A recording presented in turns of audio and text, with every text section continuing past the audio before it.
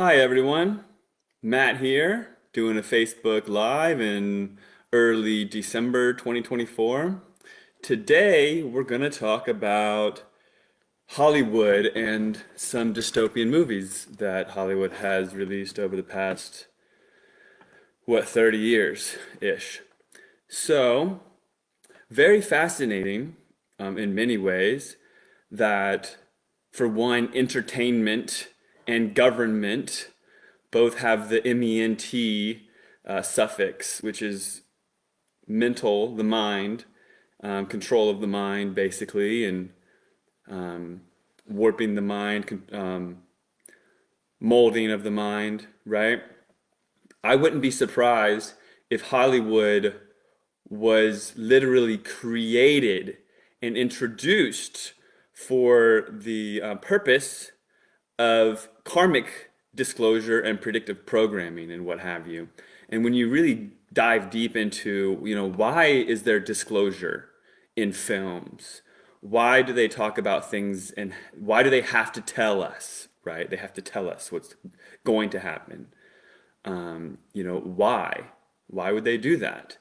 Well, some will say it's to get all the people predictively programmed so that they're conditioned, socially engineered to the future thing that may occur.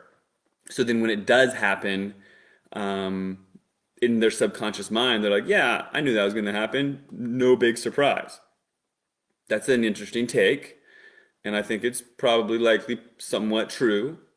Also, I do believe in the power of manifestation and our creative potential, and that this reality in which we live is actually just a consensus reality of everyone's projection of what reality should be, and we all kind of create it together. It's fascinating if you really grasp who we are and how powerful our subconscious minds are, how powerful we are as creator beings, and if you really grasp that we are a spiritual being having a human experience, and maybe there are entities that are not really here to be of our best interest. Maybe, there is a spiritual war going on that so many people are not even privy to grasping, you know?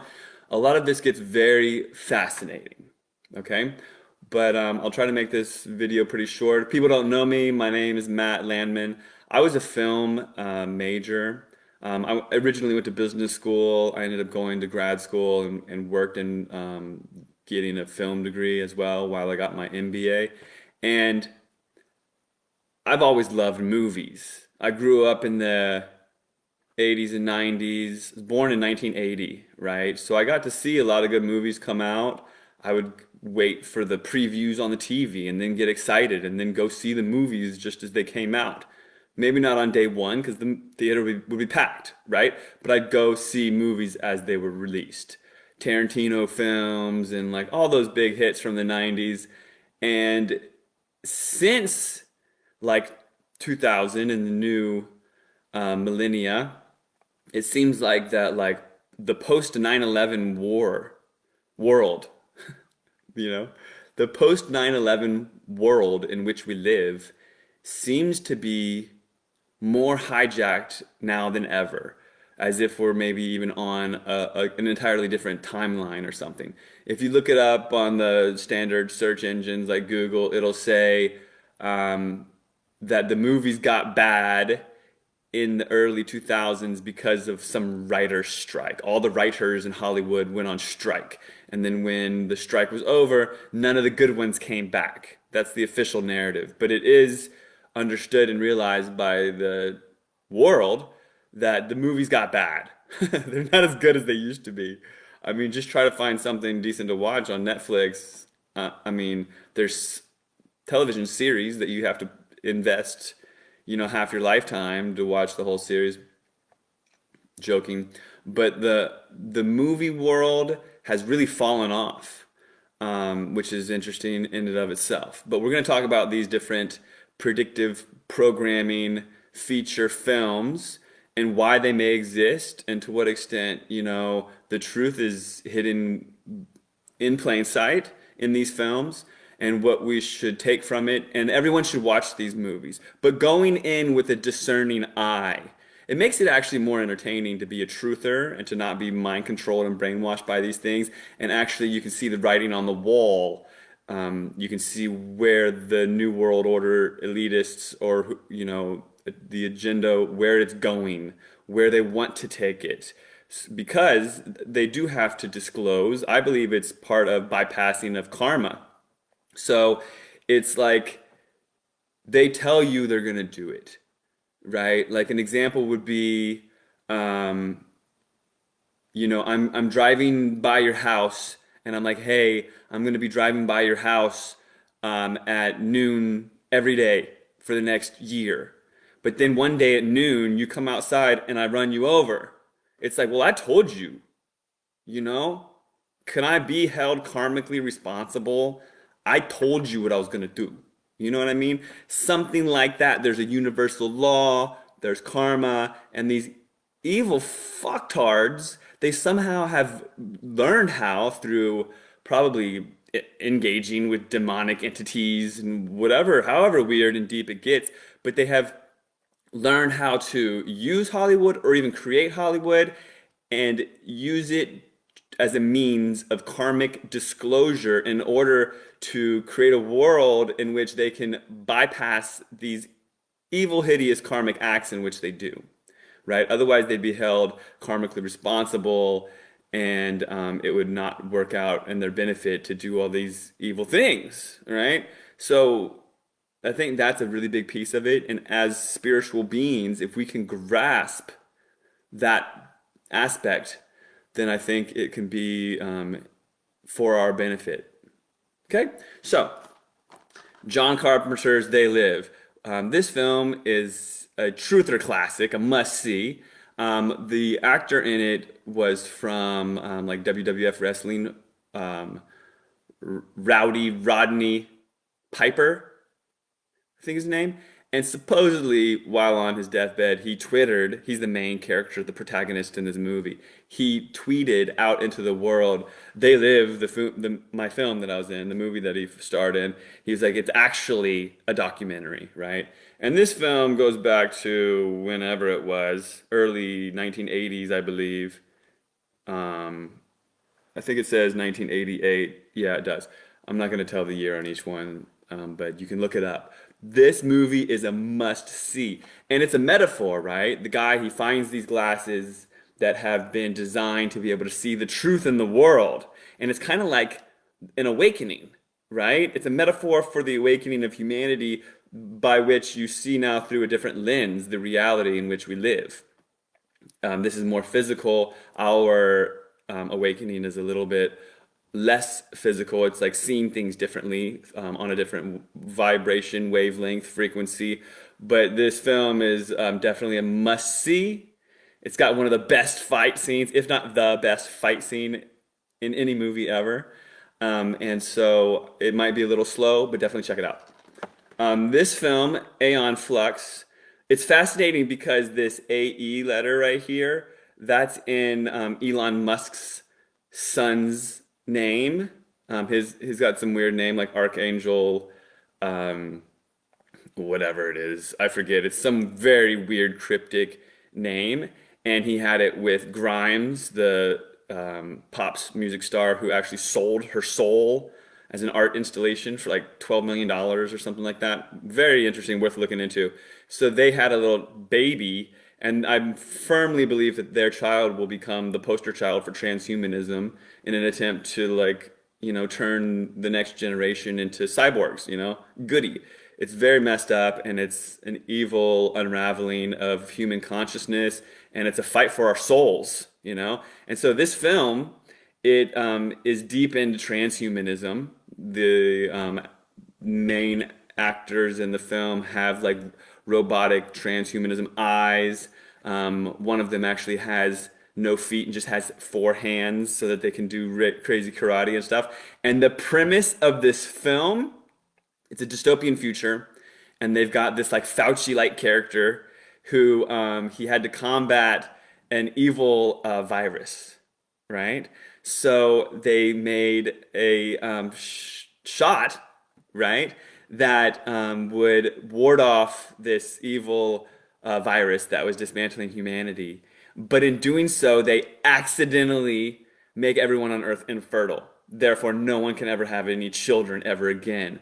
And he pulls it off, convincing people that it didn't happen by introducing these food additives that make people all swollen like they're pregnant. And then when they come in for the doctor's visit, they're put under, like they put them to sleep. And then an embryo is artificially inseminated into the woman, and then they actually host like a surrogate, but they think it's that they're actually pregnant from the real world, and it's a very weird dystopian disclosure film. This Aeon Flux was actually an MTV cartoon, um, adult animation in the 90s, and then adapted to a film. Worth checking out and a must-have for your collection as a truther in this world today. Transcendence with Johnny Depp. Okay, this film goes into the idea of transfer of consciousness, which is an absolute abomination. You can't transfer human consciousness. You can't digitize human consciousness. Okay, we have a soul, and our soul needs to go on from this place and not get stuck here forever. But if you sign up for this, I'm going to transfer over my consciousness because I'm afraid of dying. It's like this fear of death is so unfounded, people. People need to grasp who they really are and go deep within themselves. Get off the screen, get off your phone, unplug, go into nature, find yourself and realize that you have a soul and you're an infinite being of light and love, and you're here to help this sinking ship. Seriously, all of us are. So this film like gets really emotional because Johnny Depp is like uh, attacked by activists that are anti-AI, and then they digitize his consciousness, and it's like introducing to the humanity through this big movie. You know, mind you, these movies are seen by hundreds of millions of people around the world, right? So it's very influential. So this movie is one of the introductory digitizations and transfer of consciousness films, which we're going to see more and more of this, especially when fertility drops off and you have to live forever to save humanity. That'll be like front page Time magazine in like a decade. Once all this nonsense is added to the food supply to make cows not fart, and once 5G fully rolls out, and once people are on their 50th booster, and then all of a sudden it's like, wait a second, we can't procreate. I wonder what happened. Mind you, also chemtrails and all that sort of stuff. It's like there's an agenda at play, and it's unraveling right before our eyes, and especially parents need to recognize what is going on here. Speaking of infertility, next on the list, Children of Men. The premise in this film, these are all a must-see, by the way. So everyone should watch these, and then we can go through others to recommend and stuff. Obviously, I don't have all of them in the stack today. And I've also got all the dystopian books, you know, 1984, Animal Farm, you name it, which we can do a video on that another time. So Children of Men is all of a sudden nobody on Earth can have any children. And then no one's having babies at all. And then it's like, as humanity gets older, there's like the youngest person is now 20 years old. The youngest person on Earth is now 22 years old, right? And then it's a big headline when the youngest person on Earth dies. And they're like, oh no, now the youngest person on Earth is 23 because the youngest one died for some reason, right? And they use that in the news to introduce you to the concept in this film. And it's a good movie, by the way. Definitely worth a watch, from like the early 2000s. And the idea in the film is that somebody is actually pregnant. And it's huge because no one has been pregnant for over 20 years. And it's like, wow, how could she become pregnant? You know, let's study this or whatever. But the New World Order elite, or the evil running the world, the governments or whoever is to gain from infertility in mass, they're of course going to not be happy about this pregnant woman, and it's not going to be seen by the public, right? So her life is at risk, and it's like a saga of like how she's going to get to the people without the government seeing it, and worth checking out for sure. Children of Men. Dark City's on the list because it's a cult classic, must see.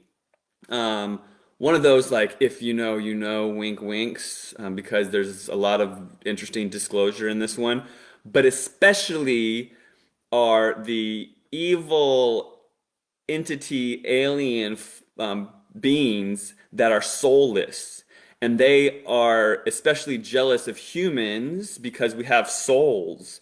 And they're studying that and trying to figure out what it means to have a soul. So every single night in this like fake city that doesn't isn't even very real. I don't want to ruin these movies, but I guess I am. Every night these entity, alien, humanoid kind of, well, I guess they're in a host body. They're just evil aliens, basically. And they take the humans and put them to sleep every night. And then they change their environment. So it's like a test of nature versus nurture. And they're like, oh, how are these humans going to react if they're given new memories, new life, and this and this? So it's like, in one day the person is a homeless person or something, but the next day they wake up and they're like a corporate executive. Like, how are they going to treat the world now? Are they going to, is their soul going to be like good still because they were good before, maybe, or whatever? And like one day, the idea is that the protagonist wakes up one day and is supposed to have the memories of being like a serial killer, and like, will he continue to kill or will he have a conscience? Because consciousness has conscience. You know what I'm saying? Like our souls are good innately despite our surroundings and what have you. So it's being studied in this interesting, very interesting film. Must see. Kiefer Sutherland is the star. William Hurt as well. Snowpiercer. I mean, I might as well include my film Frankenstein's in this, but that's another video. Snowpiercer is a dystopian future where global warming has gotten so out of hand that they have to dim the sun with chemtrails. So the movie literally starts off with planes zigzagging the sky, spraying chemtrails, and it's like we had to do it. We had no choice. The ice caps were gonna melt. Al Gore told us so, And it's like, what does it do? It creates an ice age, right? Everything on Earth freezes. All life on Earth ceases to exist, except they're able to build a train that loops the world or something, right? And the train's going super fast, and it's able to like have like a heater on it, so humanity like hops on this like Noah's Ark kind of story, and then they're on the train, and then there's like this hierarchy on the train, kind of like the caste system in India, where there's like the rich and they're born into the elite and they stay there and they're happy and gluttons, and then there's the poor class, and they're in the back of the train, right? And as you get further to the front of the train, you're more higher up the caste system. Very interesting film, worth a watch. I wish they'd go more into like the chemtrail stuff. But the first 5 minutes, it's like jaw dropping. You're like, they're spraying chemtrails to block out the sun because of global warming. That's the narrative that the mainstream is pushing on us today, now, in this real world, not in a dystopian future film. So this film from like 2008 or something is like conditioning us to this and disclosing. It's very, very fascinating how Hollywood pulls it off. You know what I mean? This is one of my favorite films from growing up or whatever. When I first was like getting into movies, a little weird and dark, and there's even like a you can pick the ending you want because one ending's like brutal, dark, and weird, and doesn't really leave you happy or anything. But Brazil by Terry Gilliam. Terry Gilliam's a cool director. He directed other movies, Fisher King and 12 Monkeys, and this one's very creative. He really shows his skills as a director, and this one Terry Gilliam does. And it's like a dystopian, like 1984 technocracy, oligarchy, um, where like the government just runs every single thing in the world. And then Robert De Niro's even in it for a minute, and it's very weird and dystopian, but a taste of like where things could go as we're pushed into smart cities and everything is controlled, every single aspect of our life through social credit system and all this sort of stuff. Very weird, interesting film. Not for the light of heart, but I do recommend it. Bruce Willis, and if you guys haven't heard, you all have not heard, Bruce Willis is like unable to speak now. He has some weird condition.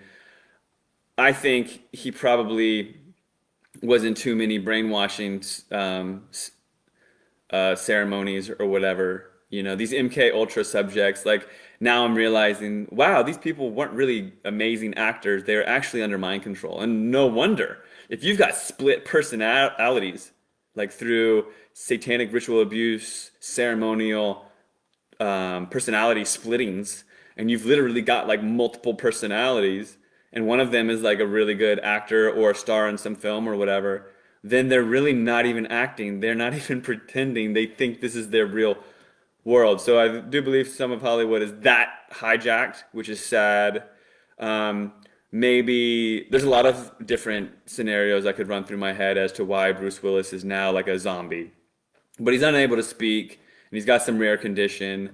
But he was a great actor, Die Hard and all that sort of stuff. But in this film, Surrogates, wow, it's like the lockdowns that we experienced a few years ago, gone wild, like version 20.0, where people are so terrified that they do not leave their home. They do not leave their home. And what they do is sit at home and go in this little like metaverse thing where then they have a clone, like, are they cyborgs? I guess they're just like, oh yeah, they're like clone cyborgs, whatever. So a version of themselves is out in the world walking around, but it's like a clone cyborg. It's not really them. And then they're at home maneuvering it like a video game. So they're in their little pod and they don't have to even, get dressed or whatever. And they're just maneuvering these little like cyborg clones that walk around the world. And nobody in the real world is real, right? And so now, like, you don't have to worry about germs. Like, all the nonsense that they pushed down our throats during the lockdown is like amplified exponentially in this film. And so it's like the movie Surrogates is like the play on words, like when a person, a woman, would have someone else's baby and they're the surrogate mother. In this instance, you understand the description. The person is staying home and being someone else out in the real world. And then in some instances, like you're supposed to be yourself out in the world. So I'd be in my little metaverse, like video game setup, and out in the world would be a version of me, Matt Landman, right? But then sometimes there's like a hijacking, and some old man is steering around a little girl or whatever, and it's not legal, but it happens, and it's really freaking weird. And then, of course, there's also activists, like there's an opposition, and the opposition has gone and created like gardens, and they're real humans, but the movie makes them out to be like total, like unintelligent, dumb rednecks. And it's a very interesting way to introduce this to the world. Shame on you, Hollywood, and imagine all the money that goes into these things. And lastly, though I know there's very many more movies like this, like Final Cut with Robin Williams. I mean, you name it, really. There's a lot of different ones. Idiocracy, that's a good one to talk about too. Blade Runner with Harrison Ford. This is another one where there's like robots walking around, transhumanized like robots, where the robots have gotten so advanced that they started thinking for themselves, AI gone wild, and rogue AI elements, right? And Harrison Ford is actually a bounty hunter that hunts down cyborgs, right? And because they've gone rogue and they're dangerous and what have you. And there's a little scene in the movie where Harrison Ford, as this like detective agent, is trying to find information on someone at the information center, library kind of thing, database. And the person he's talking to is like, "Oh, that's before the blackout. Sorry, we don't really have any information from pre-blackout." Right? So the movie's set in like I don't even know, dystopian future, like the year 2100, and they're like, oh, well, before 2050, we don't have any information. And I firmly believe we're going to have some sort of like solar flare, psyop thing where we have a blackout and then everything's going to get erased. You know, Amazon Kindle is like kindling, like modern day book burning. And what will happen when we come back is information will be very more so um, filtered and policed and censored, you know, and we won't have any information from before, and then we can be more controlled, like modern day slaves and what have you. And then also, as we come back from the blackout, they'll introduce things like, oh, well, this time we're going to build back better, and you have to have a biometric retina scan to get on the internet because we can't let, you know, what happened last time happen again. Because during the blackout, we had, you know, whatever, cyber attack or some stupid shit. Whatever it is, it'll all be bullshit. And all these things are in the movies. So definitely worth a watch. Getting into these things can be daunting. Oh, Handmaid's Tale. Where's that? I have the movie Handmaid's Tale too. We're just gonna talk about that one, and I'll do this kind of presentation again just to go over the ones that I missed. Handmaid's Tale is a movie worth watching, and now it's a Netflix series. But just watch the movie, is my opinion. Dystopian future where nobody can reproduce, and there's a very few women that are still able to be fertile, and they're very valuable. And the United States has become like crazy evangelical, and there was a civil war where California pulled away, and that's why it's hard to get produce and all that sort of stuff. But all the writing on the wall in that film will likely come to fruition as well, so that's one worth watching. Yeah. Oh, another one, Demolition Man. That's worth watching as well. There's a reset, and now they're in a new era, and the rebels that live underground are actually for truth, and they're actually the good guys. And then the dystopian, messed up, like new world on top is totally ass backwards, and you're not allowed to touch or have physical contact. And so then when Sylvester Stallone and Sandra Bullock go to like have intimacy, they have to wear these helmets and be like 6 feet apart, you know? Very weird. But it's all introducing things to the consciousness that really wouldn't even be there if it wasn't for Hollywood. So I hope that you can open your hearts and minds to this topic and see these Hollywood films for what they really are, and explain this to your children in a grounded fashion, of course, you know, planting the seeds properly. But the children's cartoons are totally hijacked.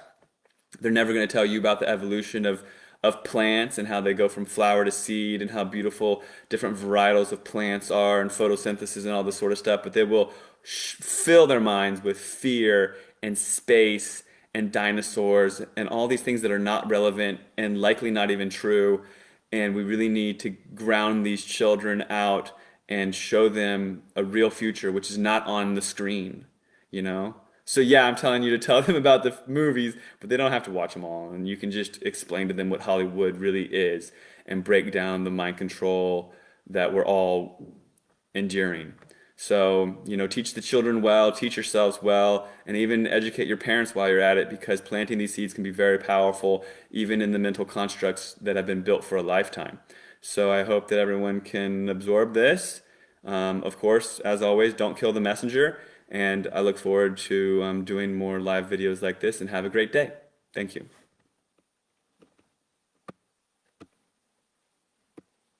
Peace, everybody.